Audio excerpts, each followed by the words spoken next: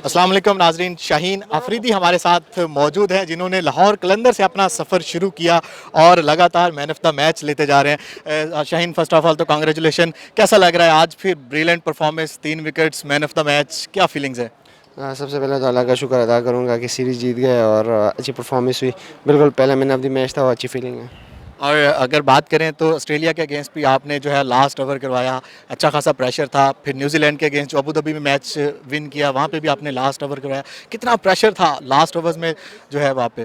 जी बिल्कुल प्रेशर होते हैं, लेकिन जैसे सीनियर प्लेयर है टीम में और अच्छे बूस्ट अप करते हैं हफीज़ भाई या जितने भी शोएब भाई, सैफ़ी भाई, तो बड़ा अच्छा बूस्ट अप होता है। अभी आइंदा जो है वो मैचेस हैं न्यूजीलैंड के अगेंस्ट भी, क्या लग रहा है क्लीन स्वीप करना है न्यूजीलैंड के अगेंस्ट भी? बिल्कुल ख्वाहिश है क्लीन स्वीप करें, इंशाल्लाह कोशिश है कि करें। और ओडीआई में अपने आप को कहाँ देख रहे हैं? क्या ये आपकी जो ब्रिलियंट परफॉर्मेंस है लगातार जारी रहेगी ओडीआई में भी और टेस्ट में भी?